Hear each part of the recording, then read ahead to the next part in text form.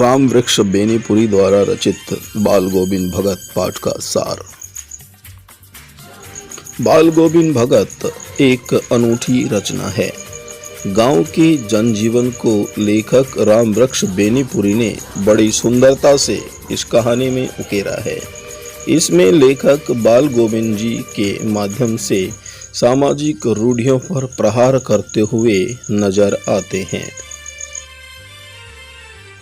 आप सब जानते हैं कि भारतीय संस्कृति में साधु संतों का विशेष रूप से मान सम्मान किया जाता है। उनकी वेशभूषा देखकर ही लोग उन्हें आदर भाव देने लगते हैं। लेखक अपनी कहानी से साधु संतों की सही परिभाषा को समाज के सामने प्रस्तुत कर रहा है।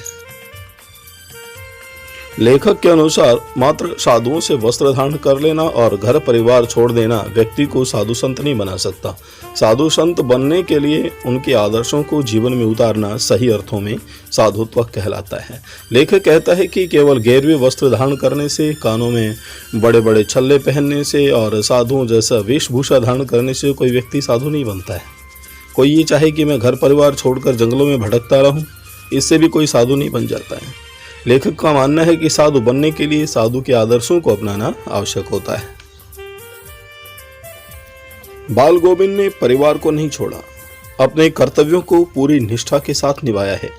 वह कभी झूठ नहीं बोले, सबके साथ खरा व्यवहार करते थे, बिना पूछे किसी की चीज नहीं लेते थे, हमेशा कबीर के भजन गाते रहते थे। हमारे इस चरित्र बाल गोविंद भगत ने परिवार के बीच रहकर गृहस्थ जीवन जीते हुए साधु जैसा जीवन जिया है। वे मन से, वचन से और कर्म से साधु रहे हैं। खेती करके जो कुछ मिलता उसे भगवान को भोग लगाए बिना स्वयं नहीं लेते थे। उनके ये गुण उन्हें साधु संतों की श्रेणी में सबसे ऊपर खड़ा करते थे। उन्होंने समाज में चली आ रही सड़ी गली परंपराओं को भी तोड़ा। बाल गोविंद भगत सामाजिक कुरीतियों के विरुद्ध थे। इसका प्रत्यक्ष उदाहरण उनके बेटे की मृत्यु के पश्चात अपनी बहू के भाई को उसका दूसरा विवाह करने का आदेश देना है।